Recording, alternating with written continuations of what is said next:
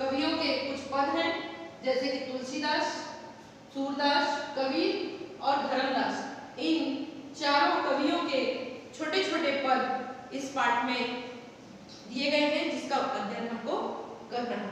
ठीक है, तो सबसे पहले हम देखेंगे तुलसीदास के पद। तुलसीदास ने अपने पदों में क्या बताया है, इसे आप देखेंगे। तो देखिए,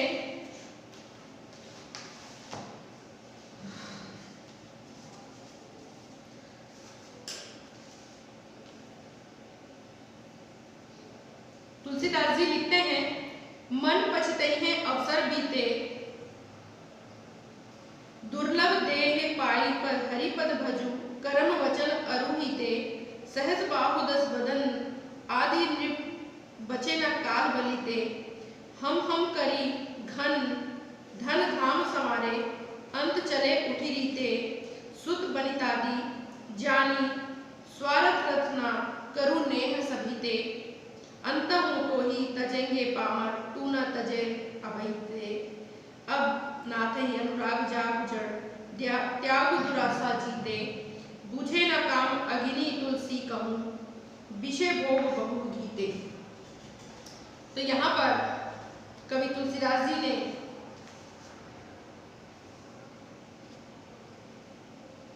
बताया है कि हमें जो मानव शरीर प्राप्त हुआ है वो बहुत ही दुर्लभ है, और ये बहुत संघर्षों के बाद ये मानव शरीर मनुष्य को प्राप्त होती है। और इसमें कवि ने कहा है कि अगर तुम्हें मनुष्य का रूप मिल ही गया है तो तुम इसे एक अच्छे कार्य में इसका उपयोग करो और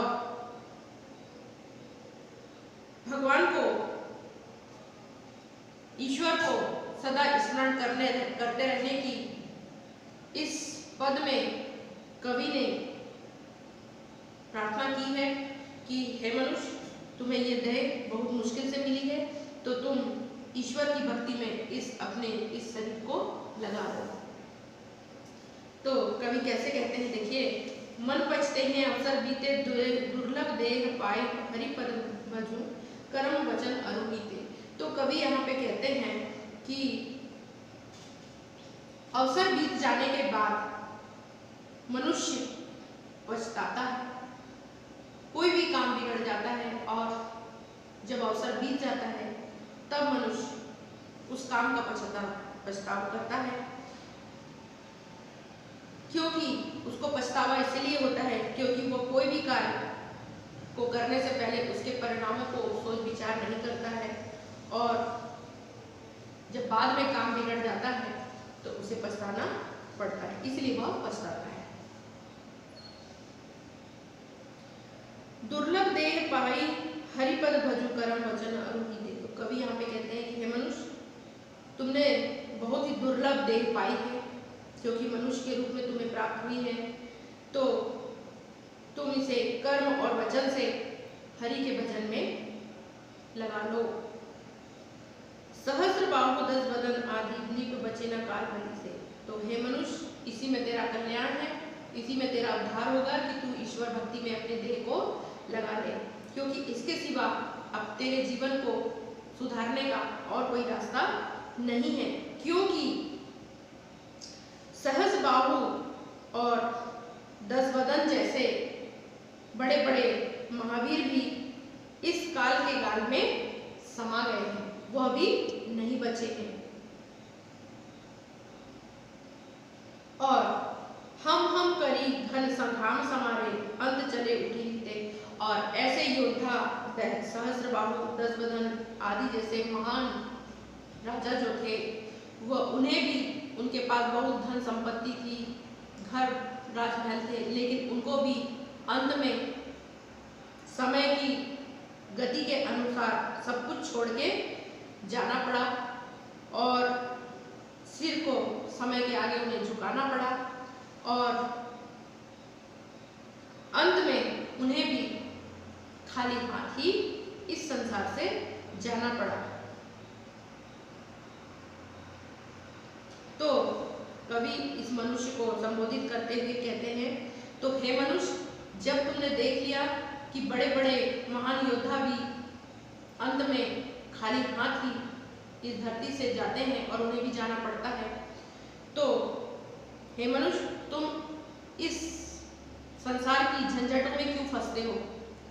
क्यों तुम लालच और लोभ में उलझे रहते हो? अच्छा तो ये होगा कि तुम भी हरि का भजन करो और हरि के चरणों की सेवा में अपना समय बिताओ। सुत बनितादि जानी, स्वार्थ रत्ना करुण ये सभी थे। और इस संसार की जो परंपराएं हैं उसमें सभी रिश्ते नाते जो हैं वो सब झूठे हैं, कोई किसी से स्नेह नहीं करता है। तो तू क्यों अपनी इस सुंदर शरीर को इस रिश्ते नातों के बंधनों में भूलकर लुटा रहा है? तो क्योंकि ये जो रिश्ते नाते हैं ये सब झूठे हैं। ये रिश्ते नाते, कोई तेरा पुत्र होगा, कोई तेरी पुत्री होगी, कोई पत्नी होगी, कोई भाई होगा, कोई बहन होगी, ये सारे के सारे रिश्ते नाते सब झूठे हैं। क्योंकि अंतहु तो ही तजेंगे पामर, तू न तजे अभिषेक, क्योंकि अंत में तुझे ये सब त्याग देंगे और तुझे अंत में अग्नि को समर्पित कर देंगे। यही तेरे रिश्तेदार होंगे जो तुझे अंत में अग्नि में ले जाकर के समर्पित कर देंगे। तो ये लोग तुझे एक दिन त्याग देंगे, तो क्यों ना तू आज ही से इन्हें त्याग दे।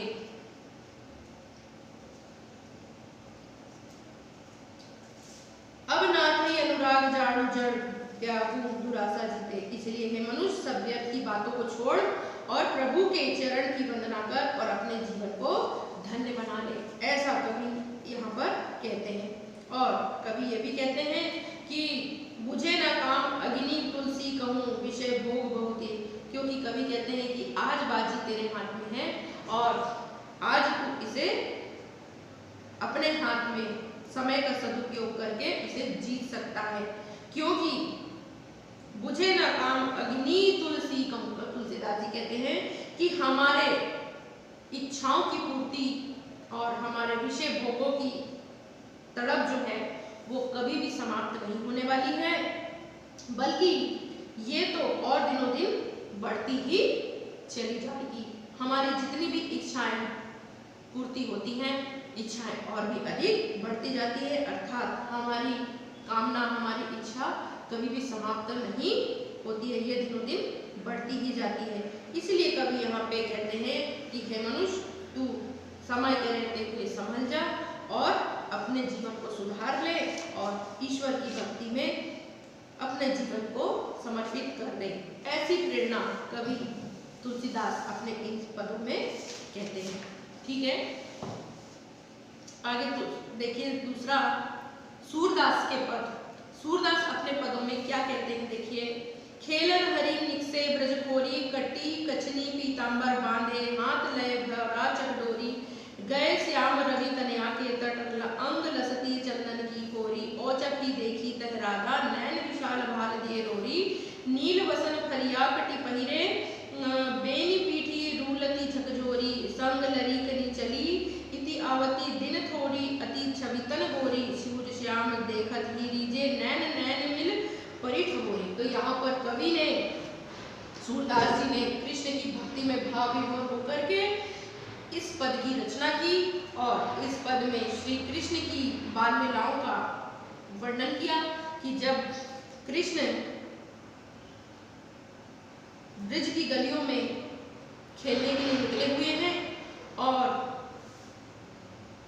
कमर में करधन पहने हुए हैं, पीतांबर वस्त्र धारण किए हुए हैं, हाथ में एक भौरा और उसकी डोरी लिए हुए हैं। आप लोग भौरा चलाते हो कि नहीं?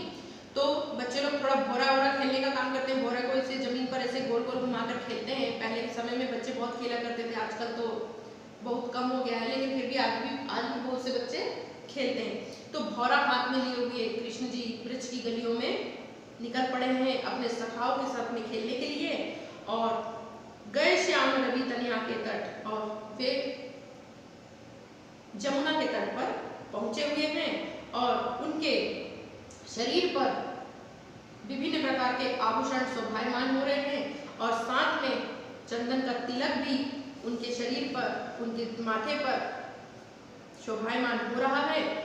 और वहीं औचक ही देखी तहत राधा, अचानक ही उन्होंने राधा को देखा। नैन विशाल भाल दिए रोरी, राधा के बड़े बड़े नेत्र हैं और माथे पर तिलक वो भी लगाए हुए हैं, जो कि जिससे कि उनकी सुंदरता और भी ज्यादा बढ़ गई है और ये दृश्य दर्शनीय हो गया है। नील वसन फरिया कटी पहने, राधा जो है नीले रंग का वस्त्र और फरिया वस्त्र पहने हुए हैं। वेणी पीठी रूलती झकझोरी, यहाँ पे राधा जी की सुंदरता का वर्णन करते हुए कवि सूरदास जी ने कहा है कि राधा जी की सुंदरता श्री हरि को बहुत ही रिझती है और उनके पीठ पर उनकी जो चोटी है वह झूलती हुई बड़ी ही शोभायमान हो रही है। संग लरी के लिए चली आवती, और वे ऐसी अपनी सखियों के साथ उन्हीं की ओर चली आ रही हैं। दिन थोड़ी अति छवितन गोरी, और उनका बड़ा ही गौरवर्ण बड़ा ही सुंदर लग रहा है। सूर्य श्याम देखा थी रीझे, नैन नैन मिल परी ठकोरी, और उनकी राधा जी की सुंदरता को देख करके श्री श्याम जो हैं, श्री हरि जो हैं, वो रीझते हुए दिखाई दिए और अपने नैनों को राधा जी के नैनों में बसाकर देखा। और जैसे ही उन्होंने राधा जी को देखा तो राधा जी उनके नैनों में बस गई और उनकी शोभा निराली बन गई। दोनों ने एक दूसरे को देखा और दोनों ही एक दूसरे को देख करके ठगे से रह गए। अचानक से औचक अचंभित होकर एक दूसरे को ठगे ठगे से देखने लगे। आगे देखिए कबीर के पद। कबीर ने अपने पदों में क्या कहा है। साधो देखो जग बौराना, सांची कहे तो मारन धावे, झूठे जगपतियाना। हिंदू कहत राम हमारा, मुसलमान रहमाना। आपस में दो लड़े मरत है, मरम कोई नहीं जाना। बहुत मिले मोही नेमी धर्मी, प्रात करे स्नाना। आत्म छोड़ छाड़ी पसाने पूजे, तिनका थोथा ज्ञाना। आसन मारी डिम्ब धरी बैठे, मन में बहुत गुमाना। पीपर पाथर पूजन लागे, तीरथ बरत बुलाना। माला पहिरे टोपी पहिरे, छाप तिलक अनुमाना। शाखी शब्दे गावत भूले, आत्म खबर ना जाना। अब यहाँ कवि ने संसार में बहुत सारे आडंबर करने वाले लोग होते हैं और उनके इस दिखावे पर और उनके आडंबरों पर कवि ने बड़ा ही कटाक्ष किया है और यहाँ पर बताया है कि हिंदू और मुसलमान तो एक ही है, लेकिन यहाँ पर हिंदू और मुसलमानों दोनों को ही सत्य मार्ग की कवि ने यहाँ पे प्रेरणा दी है। तो कवि अपने पदों में क्या कहते हैं देखिए। साधो कहो जग बौराना, कवि कहते हैं कि अगर हम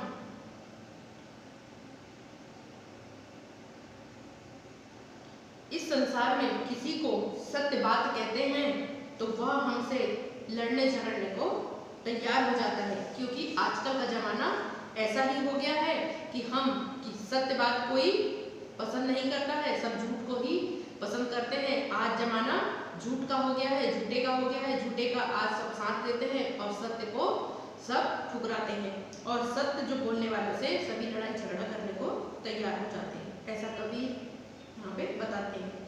सांची कहे तो मारा धावे, सच कहो तो मारने को दौड़ते हैं। झूठे जगपतियाना, और झूठे लोगों को लोग बहुत पसंद करते हैं, उसका सपोर्ट करते हैं। हिंदू कहत राम हमारा, मुसलमान रहमाना, हिंदू कहता है कि राम हमारे हैं और मुसलमान कहता है कि रहीम हमारे हैं। दो आपस में दो लड़े मरत है, मरम कोई नहीं जाना। और कवि बताते हैं कि दोनों ही आपस में राम और रहीम मेरे हैं बोल करके लड़ते हैं, झगड़ते हैं और एक दूसरे को मारपीट में भी तैयार हो जाते हैं।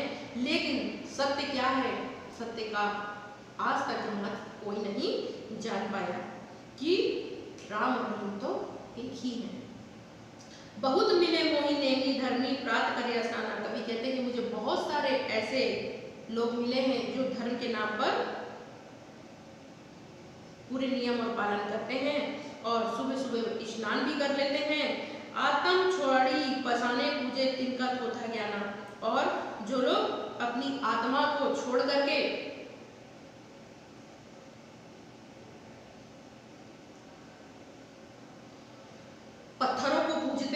उनके पास बिल्कुल भी ज्ञान नहीं है, अर्थात वे उसी को बहुत बड़ा अपने आप को ज्ञानी समझते हैं और इसी का उनके अंदर बहुत ज़्यादा घमंड भरा हुआ है, लेकिन उनके पास तिनका भर भी ज्ञान नहीं है, इसीलिए तो वे पत्थरों को पूजते हैं। आसन मारी डिंब धरी बैठे, कुछ लोग आसन मार के तपस्या करने में लीन हैं, लेकिन सत्य की खोज में तपस्या कर रहे हैं, लेकिन मन में झूठ और घमंड भरा हुआ है। मन में बहुत गुमान, अर्थात मन में तो गंदगी भरी हुई है, घमंड भरा हुआ है, लेकिन सत्य के लिए आसन लगाए तपस्या करने का ढोंग कर रहे हैं। पीपल पाथर पूजन लगे, लोग पीपल के पेड़ों को और पत्थरों को पूजने लगे हैं। तीरथ व्रत बुलाना, लोग तीरथ को का महत्व तो भूल ही गए हैं। माला पहरे टोपी पहरे छाप तिलक अनुमाना, लोग माला पहन के तिलक लगा के टोपी पहन के अपने आप को बहुत ज्यादा धर्मी दिखाने का प्रयास करते हैं, लेकिन उनके अंदर तो घमंड भरा हुआ है, अर्थात ये सिर्फ दिखावा करते हैं कि हम बहुत बड़े धर्मी पुरुष हैं। साखी शब्दे गावत भूले आत्म खबर न जाना, इन लोग तो साखी और शब्द के गायन को भी भूल गए हैं कि साखी में और शब्द में कबीर ने ज्ञान की किस प्रकार गंगा बहाई है, और उसके शब्दों को भी ये लोग भूल गए हैं, जिसकी खबर इनको आज तक नहीं है। और क्योंकि इनके अंदर तो अहंकार कूट कूट करके भरा हुआ है, ये तो सिर्फ अपने धर्मी पुरुष होने का सिर्फ ढोंग करते हैं, और इसी ढोंग और आडंबर को कवि ने यहाँ पर लोगों का यहाँ पर इस पद के माध्यम से बताया है। आगे देखिए, धनी धर्मदास के कुछ पद हैं।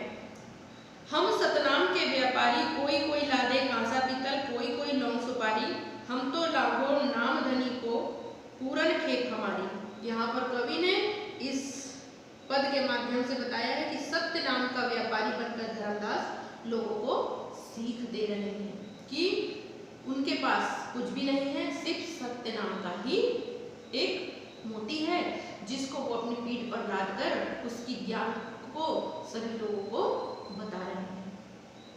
तो देखिए कवि क्या कहते हैं कि हम सतनाम के व्यापारी, कवि कहते हैं कि हम तो सत्य नाम के ही व्यापारी हैं। यहाँ संसार में आपने देखा होगा कि कोई कोई लादे कांसा पीतल, लोग बहुत सारे व्यापारी आते हैं, कोई कुछ बेचने आता है, हमारे मोहल्ले में कोई कुछ बेचने आता है, कोई कांसा पीतल बेचने आता है, लेकिन कवि कहते हैं कि हम तो सिर्फ हम तो लागो नाम धनी को पूरन खेप हमारे, हम तो सिर्फ सत्य नाम के व्यापारी हैं और केवल गुरु का नाम ही हम धारण किए हुए हैं, अपनी पीठ पर उसी को लाद कर घूमे, दिन रात उसी काम में लगे रहते हैं। यह सत्य नाम की पूंजी हमारी कभी भी खत्म नहीं होने वाली है, पूंजी न टूटे नफा चौगुना।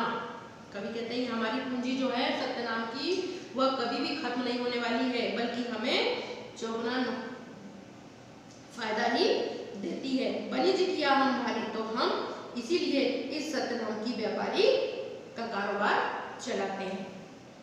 हाट जगाती रोक न सकी है निर्भय गैल हमारी, और कवि कहते हैं कि हमें हाट बाजार में भी इससे कोई बेचने से रोकने वाला नहीं है, क्योंकि हमारे तो ईश्वर का नाम ही हमारे गुरु का नाम ही हमने अपनी पीठ पर लाद रखा है, और इसे बेचने के लिए हमको किसी विशेष स्थान की और विशेष रुपयों की आवश्यकता नहीं होती है, हमें तो सिर्फ इसके अपने गुरु की महिमा का बखान ही लोगों में करना होता है, इसलिए हमें इसे बेचने से भी कोई नहीं रोक सकता है। बाकी के व्यापारियों को जो और भी अन्य वस्तुएं बेचते हैं, उन व्यापारियों को तो लोग उनको उस सामान को बेचने से रोक टोक करते हैं, लेकिन हमारे इस सतनाम के पूंजी को बेचने से हमें कोई रोक टोक भी नहीं सकता है। इसीलिए हम इस सतनाम की पूंजी का बहुत बड़ा कारोबार चलाते हैं। मोती बूंद घटाई में उपजे सुकिरत भरत कोठारी, और कवि कहते हैं कि इसीलिए यहाँ कहा गया है कि इसी गुरु नाम के घर में मोती पैदा हो रहे हैं और उनकी कोठी इस मोती से भरती जा रही है। इसी कारण धर्मदास व्यापारी जो है वो नाम पदार्थ लाद चला है धर्मदास को। इसलिए जो धर्मदास व्यापारी नाम का जो व्यक्ति है वह अपने ऊपर इस गुरु के नाम को लाद करके आगे बढ़ता जा रहा है और आगे बढ़ता ही जा रहा है और इसलिए ये सत्य नाम का सबसे बड़ा व्यापारी बन गया है। तो यहाँ पर कवि ने अपने गुरु की महिमा का वर्णन किया है कि हमारे गुरु का नाम ही हमारे लिए सबसे बड़ी पूंजी है, हमारे लिए सबसे बड़ा धन है। इसे ना तो कोई चोर चुरा सकता है, ना ही इस और गुरु के द्वारा दिया हुआ जो ज्ञान है वह कभी समाप्त नहीं होने वाला है, बल्कि हमें हमेशा चरगुना फायदा ही देने वाला है। और इसलिए हम इस सत्यनाम के व्यापारी बनकर इसका बहुत बड़ा कारोबार चलाते हैं। ये आपको समझ में आ गया होगा। ठीक है, ये चारों तुलसीदास, कबीरदास और धर्मदास, ये चारों कवियों के जो छोटे छोटे पद दिए हैं जिनको अभी आपने पढ़ा, ये आपको समझ में आ गए होंगे। ठीक है, थैंक यू।